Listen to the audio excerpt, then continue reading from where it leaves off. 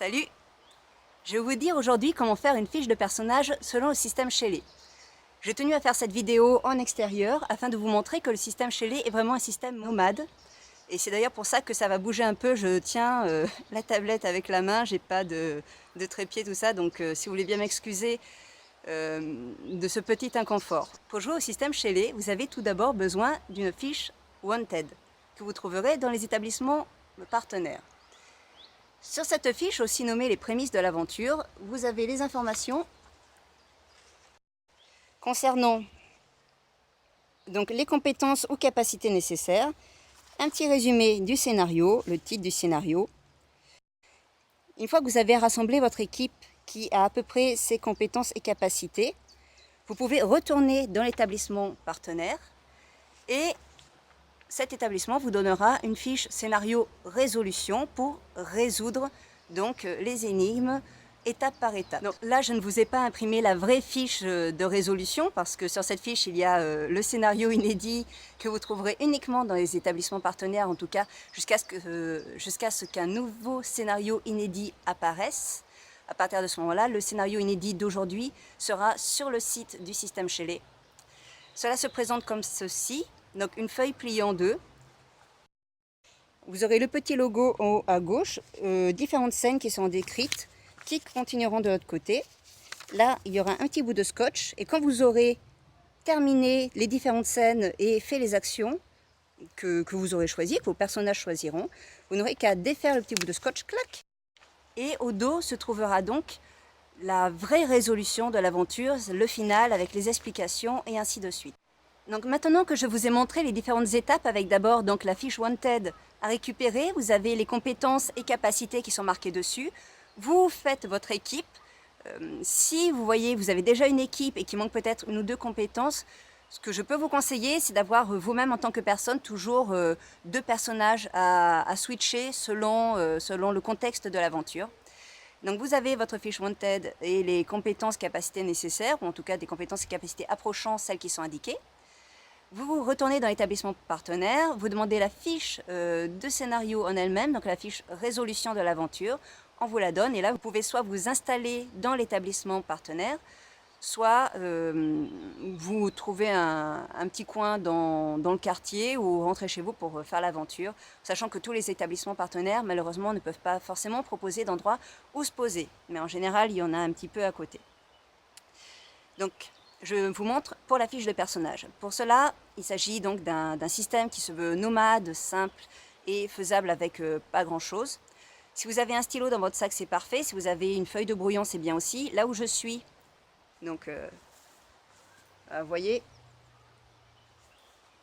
j'ai trouvé par terre hop, ceci que la petite Charlotte a dû laisser tomber. Donc tout simplement, pour faire ma fiche de personnage, je vais prendre le papier qu'a si gentiment laissé Charlotte et je la pose et je vous montre tout de suite plus en détail. Donc voilà, je les ai déjà remplis histoire d'aller un peu plus vite. Donc mon personnage, le personnage que je prends pour vous faire une démonstration est un personnage, une mécano en fait, qui travaille dans un dirigeable, qui a aussi loup-garou. Donc du coup j'ai mis la compétence mécano. Elle vient d'un milieu populaire, elle connaît un peu l'école, elle sait comment ça se passe, donc elle sait voilà, comment agir dans ce milieu-là, comment trouver des informations, milieu populaire. Elle a des petites compétences de combat, puisque des fois elle fait garde du corps, mais rien de vraiment mirobolant, donc j'ai mis tout simplement ici. Sa spécificité, c'est qu'elle adore lire, vraiment elle dévore ça. Et du coup j'ai mis littérature avec, pour la rendre un peu plus polyvalente, une spécialité deuxième langue. Comme elle lit beaucoup de livres, elle-même est française, elle lit beaucoup de livres dans la langue originale qui est l'anglais, du coup elle peut parler anglais-français. Ce qui pourra toujours servir. Et enfin, et c'est là-dessus que je tenais à vous la montrer, elle est une loup-garou. Alors, pourquoi je tenais à vous montrer le côté loup-garou? Vous remarquerez que je n'ai pas mis métamorphose, que je n'ai pas mis force surpuissante et ainsi de suite, j'ai mis flair. En fait, je pars du principe, là c'est vous, au début de l'aventure, qui allez voir avec vos vos amis en fait. Quel code poser lorsqu'il y a comme ça des créatures surnaturelles ou des capacités extraordinaires pour leur donner des limites. Donc moi je suis partie sur l'idée que c'était un vrai loup-garou qui se métamorphose uniquement les soirs de pleine lune, ce qui arrive très rarement lors d'une aventure, à moins coup de bol, ça arrive quand même que 3 soirs par mois à peu près. Donc ce n'est pas sa métamorphose qu'elle va utiliser le plus souvent. Elle pourrait, effectivement, elle a une force surdéveloppée, mais je ne trouve pas ça le plus intéressant non plus dans l'aventure, d'autant qu'elle a déjà combat, donc quelque part, ça peut se rejoindre et ainsi de suite. Par contre, ce qu'elle va utiliser le plus souvent dans l'aventure, c'est son flair. Elle a un flair surdéveloppé qui reste même sous sa forme humaine, et finalement, pour les enquêtes dans les milieux et ainsi de suite, ce qui va le plus souvent servir pour dénouer des scènes, pour suivre des pistes, et ainsi de suite, ou pour reconnaître peut-être quelqu'un qui s'est déguisé, ça va être son flair. Donc je vous conseille de faire autant. Par exemple, si vous avez un personnage qui est vampire, alors le côté bois du sang, le côté crin soleil, déjà ça sera plus dans les limitations. Mais ce qui pourrait être intéressant, c'est de plutôt mettre une compétence de type soit métamorphose, s'il se métamorphose en chauve-souris, soit hypnose, si c'est ce que vous pensez qu'il utilise le plus souvent, soit il se bat avec des sortes d'ongles d'acier, vous mettez ongles d'acier, ce qui est une arme de contact au niveau des combats. Si vous avez, mettons, un personnage qui invente, tiens, la pierre philosophale, j'ai revu Harry Potter il n'y a pas très longtemps, donc là vous allez mettre au niveau des capacités alchimistes, et au niveau du coup de la compétence, finalement, pierre philosophale, ça ne va pas être sa compétence, comment dire, c'est pas ce qui va être sa compétence principale lors du scénario, c'est pas ce qui va l'aider à passer d'une scène à l'autre. Ça peut expliquer sa longévité et ainsi de suite, mais c'est pas ce qui va l'aider à résoudre. Donc vous mettrez peut-être alchimiste ici, mais ensuite vous mettrez peut-être soit une spécificité de l'alchimie, alors là je ne m'y connais pas très bien, mais soit voilà, mettons l'alchimie égyptienne par hasard, soit vous mettez quelque chose qu'il a trouvé en plus au niveau de l'alchimie, par exemple une potion qui le transforme en monstre lorsqu'il la boit, façon Dr Jekyll et Mr Hyde.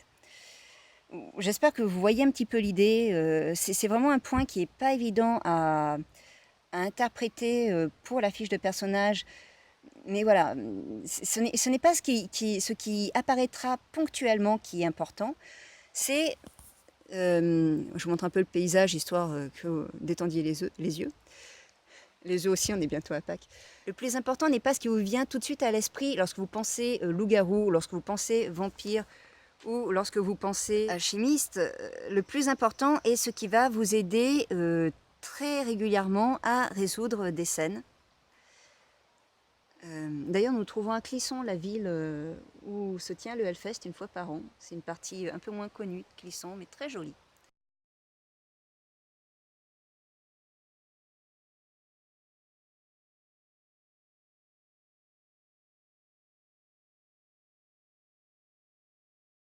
Maintenant que vous avez vos 5 capacités, et pour 2 de ces capacités, une compétence, c'est-à-dire une sorte d'approfondissement de la capacité, je vais vous montrer comment on les utilise. C'est quand même pas mal. Dans le scénario, vous aurez un certain nombre de marqueurs indiqués. Là, je les ai représentés par des petits bouts de papier que j'ai déchirés au dos de cette feuille. Et lorsque le scénario dit par exemple, là, pour résoudre cette scène, il faut une compétence combat, ou 3 compétences combat, parce que techniquement, le monstre est gros, donc il faut le taper 3 fois, grosso modo. Vous pouvez prendre, mettons, 2 marqueurs, vous mettez sur combat. Les cases, normalement, sont plus grosses. Encore une fois, là, je les ai fait un peu petites parce que je n'avais qu'une seule main pour les tracer. Un de vos camarades met également un point, un marqueur, je veux dire, dans la compétence combat qu'il a lui, et la scène est résolue, vous passez à la suivante. Il y a, je sais pas, il y a une porte, voilà, il y a une serrure à forcer. Là, je tire un petit peu, c'est un peu tiré par les cheveux, mais on va dire que la compétence mécano marche. Vous utilisez à ce moment-là la compétence mécano et la scène est résolue, vous pouvez passer à la suivante. Si vous n'aviez que 3 marqueurs pour le scénario, vous ne pouvez plus utiliser vos capacités à partir du moment où les 3 marqueurs sont posés. Par contre, vous pouvez toujours utiliser les compétences. Par exemple, vous avez déposé ça, il vous reste une piste à suivre dans un coin, un gars qui sent je ne sais pas, le fish and chips, vous allez pouvoir utiliser une fois flair. Un peu plus loin, il faut trouver l'odeur d'une fillette qui sent le sucre d'orge. Vous allez utiliser une deuxième fois flair. Il se peut aussi que vous ayez allez, posé 2 marqueurs. Voilà, les poser comme ça.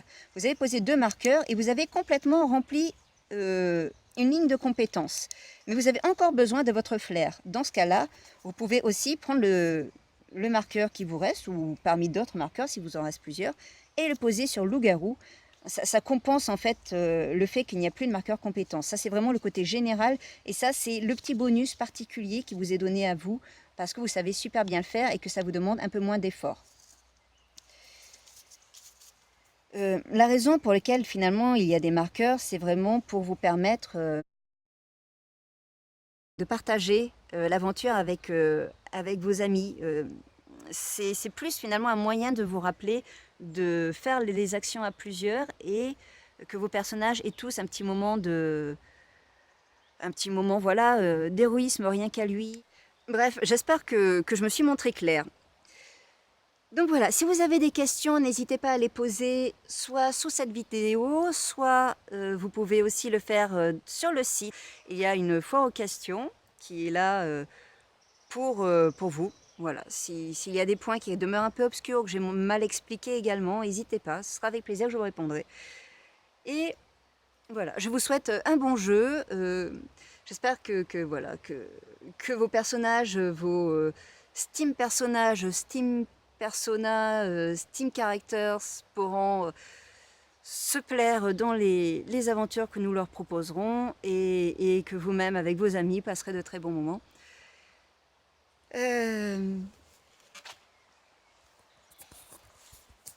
Voilà. Ben, je vous remercie d'avoir regardé cette vidéo. Un peu tremblotante, au pire coupez l'image, sauf lorsque je monte le papier, et écoutez le son de ma voix et les petits oiseaux autour de nous. A très bientôt, et bon jeu à vous. Salut!